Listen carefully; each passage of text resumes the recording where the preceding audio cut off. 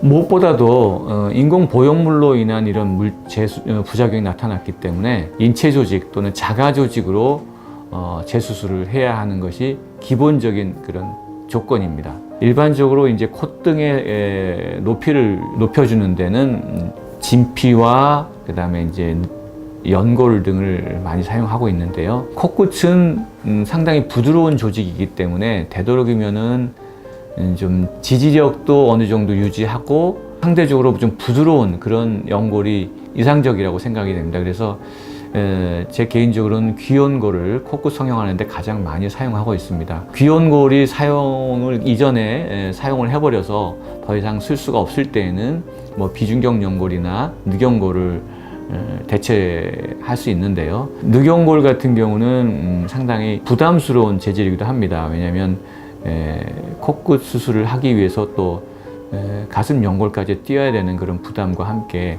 연골 자체의 특징이 좀 단단하고 그래서 코끝에 들어갔을 때 좀 딱딱하고 그런 이물감을 줄 수 있기 때문입니다. 특히 실리콘과 같이 단단한 그런 보형물로 인해서 피부가 얇아져 있거나 손상되어 있을 때는 높이와 피부 손상 부분을 동시에 해결할 수 있는 진피 조직이 가장 좋다고 생각이 됩니다. 그런데 진피 조직은 사실 자가 진피와 기증 진피가 있는데요.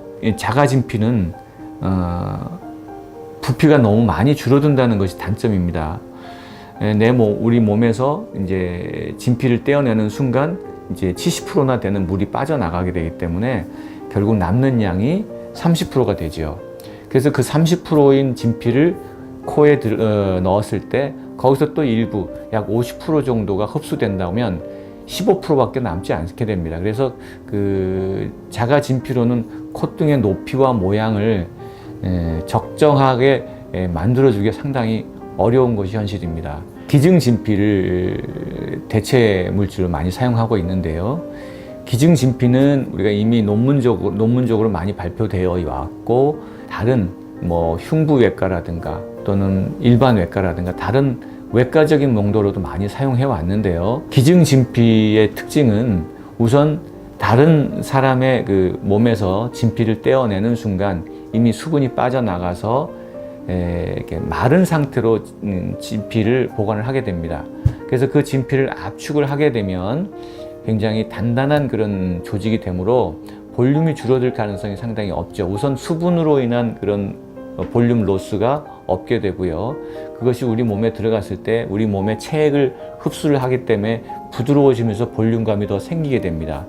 그리고 그 진피의 흡수량은 약 30%에서 40% 정도 되는 걸로 알려져 있습니다. 그래서 우리가 3mm 정도의 높이를 올리고 싶다고 했을 때는 기증 진피는 한 5mm 정도의 두께를 넣게 되면 우리가 원하는 높이를 최종적으로 얻을 수 있는, 그래서 우리가 예측이 가능한 그런 수술을 할 수 있다는 것이 장점입니다.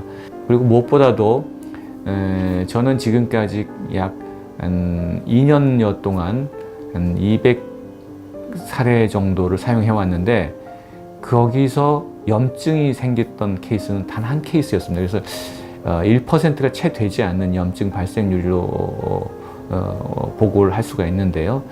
이거는 여러 다른 사람들의 공통적인 그런 발생률입니다. 그래서 저는 그 어떠한 물질보다도 염증 발생률이 낮다 이렇게 말씀드릴 수 있고요. 인공 보형물이나 자가 진피의 대체 물질로 아주 좋은 그런 물질이라고 생각이 됩니다.